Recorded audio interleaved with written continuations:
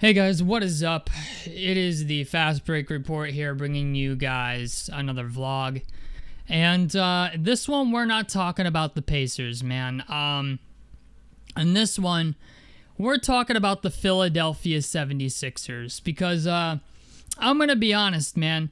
The 76ers are pure comedy. I'm just going to call it what it is, man. I don't know what the fuck is in the water in the city of brotherly love, but let me tell you, boys, okay? I watched the 76ers media day. I don't know why, but it's like the most like readily available media day thing that kept showing up on my like recommended on YouTube. And I noticed Joel Embiid was speaking and Paul George was speaking, and apparently, okay, the 76ers are running a fucking clown show, is what's going on over in Philadelphia. All right? They have no timetable for Joel Embiid's return. All right? I understand that he's had a lot of surgeries. I think he had, microscopic knee surgery or something. The last time Joel Embiid played a game, I think was like 15 months ago. Okay? Like, it is absolutely insane to me that, like, they have no timetable for Joel Embiid's return. Paul George still doesn't have, like, a clear timetable, it seems, for his return. And the NBA season starts in, like, a month. Less than a month. They got Quentin Grimes, who seems to think he's worth $25 million a year annually. They offered this motherfucker 4 years, $39 million. What is going on in Philadelphia? Like, it's, you know what's crazy to me, man? I feel so bad for, like, Tyrese Maxey.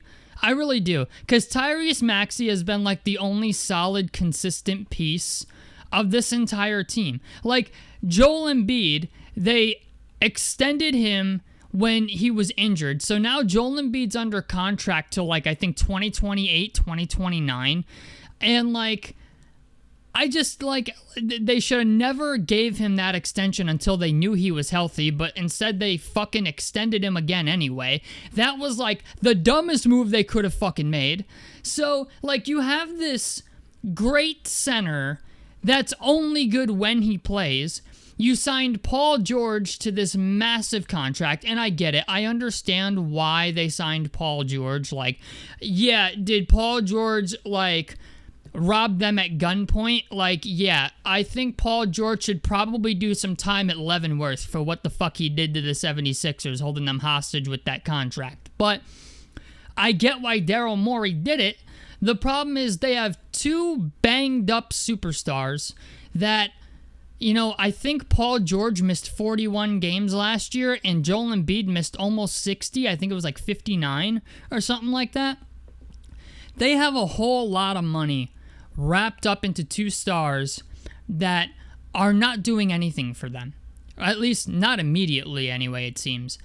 Tyrese Maxey is Tyrese Maxey, and I'm at a point now with the 76ers where I'm like, well, gee, you don't know if Embiid's going to play. You don't know if Paul George is going to be ready by season start. Then why not just put all your young players out there? Don't even play Tyrese Maxey. You know, like I'm at a point where I think to myself, right, the 76ers, when they're healthy, right, when you have Maxey, when you have Embiid, when you have Paul George out there, all three of them, yeah, they could be a contending team, actually, if they could stay healthy. But it's just the idea, if you have no timetable for Joel Embiid's return, and even Paul George sounds like he's on the fence, don't even put Tyrese Maxey out there. I'm not even kidding. Don't put him out there. Start the season with, let VJ Edgecombe go out there and do his thing. Jared McCain's done. I think Jared McCain had a season-ending injury, right? If I'm correct. Let's see. Sixers guard Jared McCain suffers UCL tear in right thumb. Okay, so he has... Oh, no, he's out 4 to 6 weeks, I think, if I'm correct. Yeah, he's out 4 to 6 weeks with a 4 to 6 weeks with a UCL tear.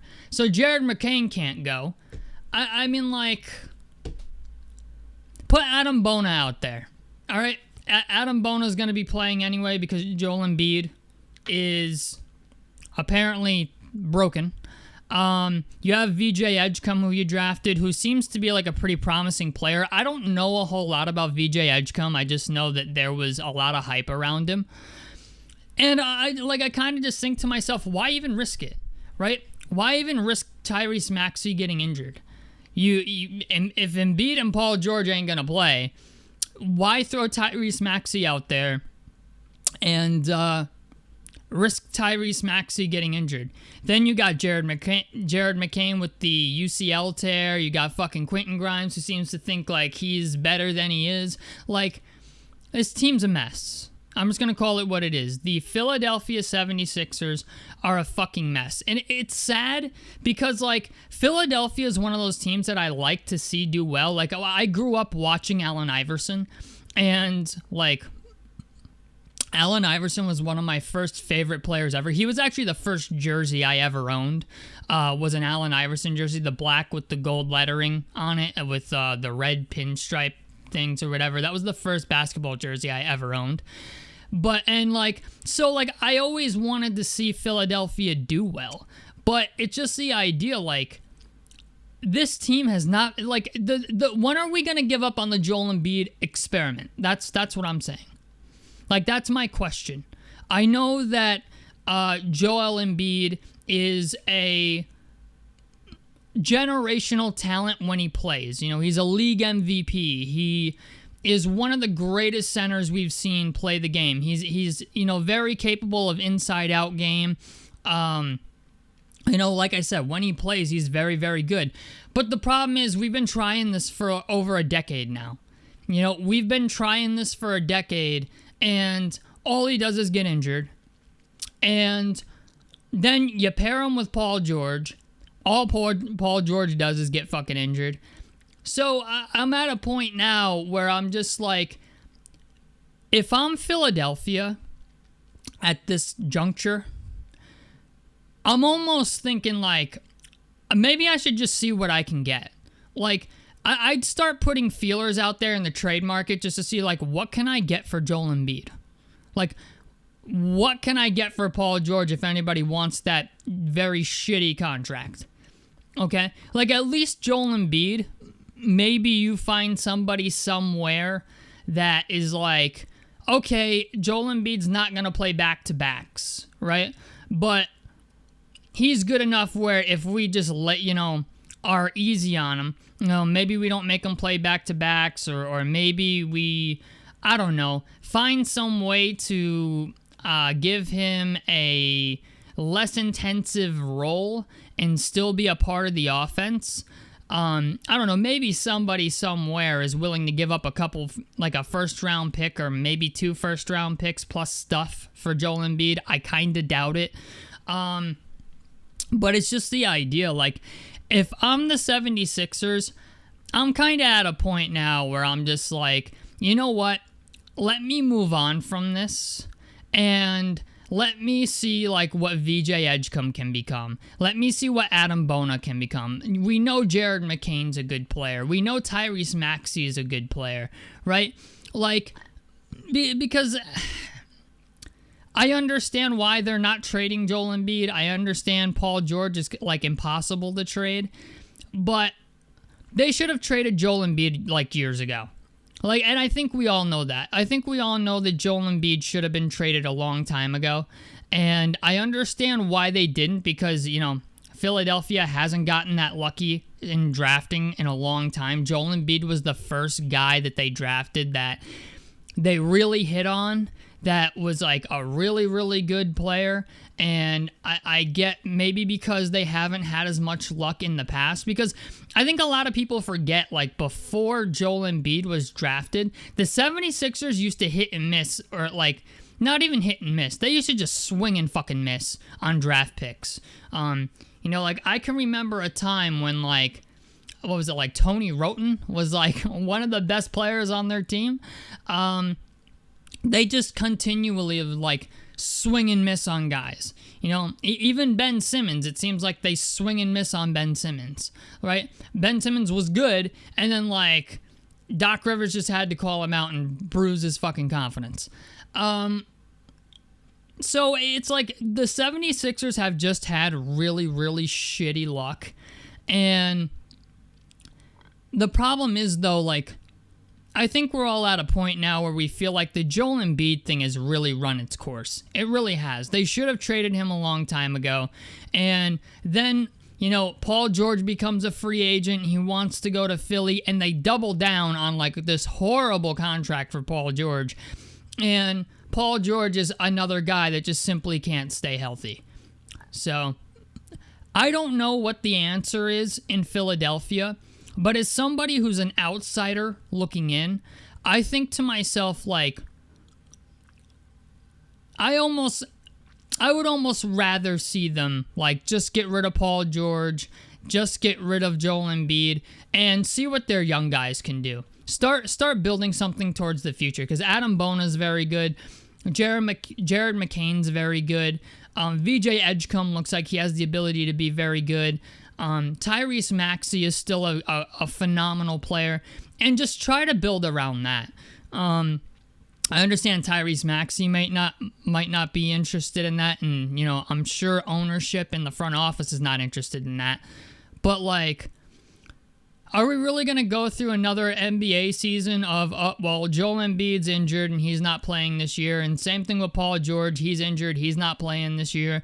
You know, like, I have an odd feeling that, like, if Joel Embiid is not playing basketball by, let's say, early December, late November, I have an odd feeling they're just going to say, like, Joel Embiid's not playing the entire season. And if that's the case, don't play Paul George either. And start, like, looking towards your future. You know? Let VJ Edgecombe go out there and do what he's going to do. Let Jared McCain go out there and do what he's going to do. Let Adam Bona go out there and do what he's going to do. Because those guys have a future. And, unfortunately, with Joel Embiid and Paul George, I don't think you have a future. Not unless they're healthy. And it seems like even when they get healthy, they get injured immediately right after. So, I don't know, man. I don't know what's going on in Philadelphia, but, like, I just think to myself, what a fucking clown show. Like, what is going on? Like, you get Jared McCain injured. Quentin Grimes thinks he's worth $25 million a year. They have no timetable for Embiid's return. Paul George sounds like he's iffy as far as when he's going to return. Like, if I'm a 76ers fan, man, I'm pretty pissed. That's all I'm saying. Like, if I'm a 76ers fan, the start of my season doesn't sound like it's going to be great. But it's also kind of sad because when the 76ers are healthy, like, can you imagine how good that the 76ers would be if they were just healthy, right? Like, do you realize how good that team would be with Adam Bona, Joel Embiid, Jared McCain, Tyrese Maxey, Paul George, VJ Edgecombe, right? Like, that team would be actually pretty good if they were healthy, but, like, it seems like nobody on their team can stay healthy. And then, I don't know, Quentin Grimes, I have a feeling he's not coming back. I have an odd feeling that, like, that's not happening. Like, where is he getting $25 million from? Like, I don't know, bro. Like, he's a good player, but he's not worth $25 million a year. I don't know. But anyway, tell me what you guys think about this down below in the comment section below. A like helps me out. Subscribe if you guys want to see more on the Fast Break Report. And out of this motherfucker. Peace, guys.